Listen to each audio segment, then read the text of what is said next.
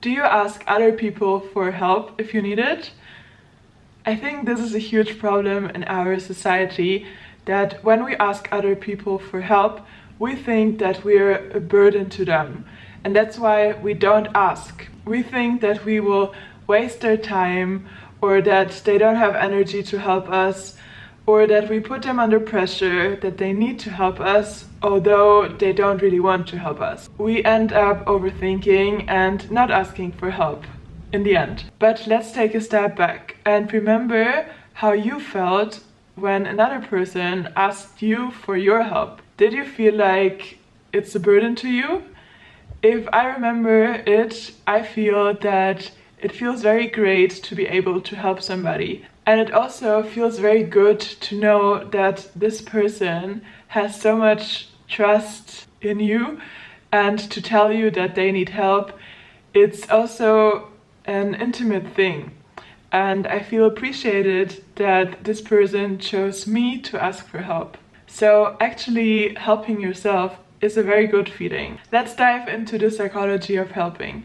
There is actually research in psychology that shows that helping others triggers the release of endorphins. Endorphins are the chemicals in our brain that make us feel happy. So you might notice this yourself when you do a favor to someone.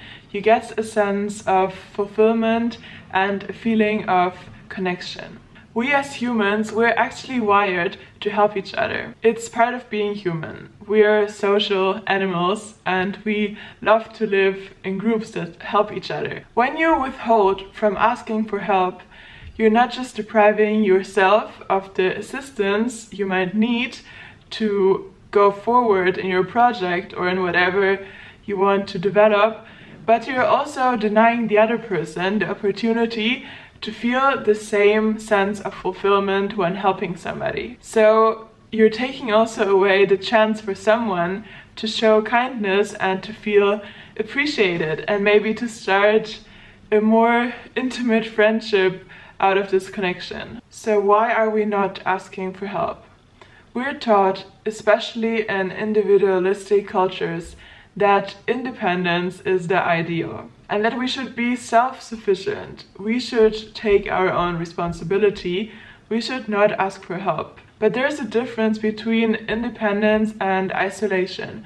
Being independent doesn't mean you have to do everything alone. It means being able to navigate life, sometimes with the help of others. Another fear why we don't ask for help is the fear of rejection. We fear that somebody might say no, and then we're in a bad feeling that we opened us to somebody else but got rejected. But again, don't overthink about this topic. Most people are kind and they really want to help you if they can. Even if they can't directly, so they might know somebody who can help you. And if you don't communicate what you really want and always overthink what other people might say, it's just a waste of time because you will never know. You can never know all of the scenarios in your head. And asking and just being direct sometimes can open up so many opportunities. Like, it starts in the most little things. For example, talking about a project that you started, I don't know, while you were working, and then somebody knows somebody else who also do the same thing like you, and then maybe there can be a connection. People want to network and you just need to open yourself up for this opportunity. But this is also a very important point, that we need to be clear about what we need. Communication is very important when it comes to asking for help. Don't talk around the topic. I don't know, you don't need to make too much small talk. You can just ask directly what exactly you need and if this person can help you with that.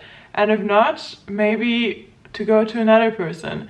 But if you try to be unclear, not to insult somebody, that's not working. And it will just create confusion and nobody know where he's at in the other person. So don't do it. Try to communicate clearly what you need.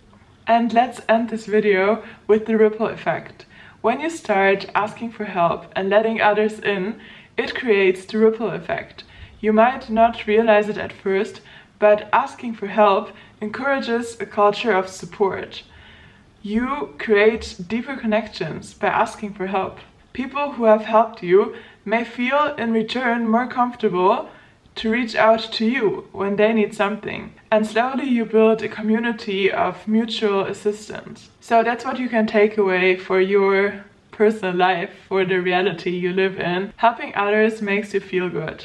And it brings us joy and builds deep connection. But for this to happen, we also need to be willing to receive help. This is a very important point.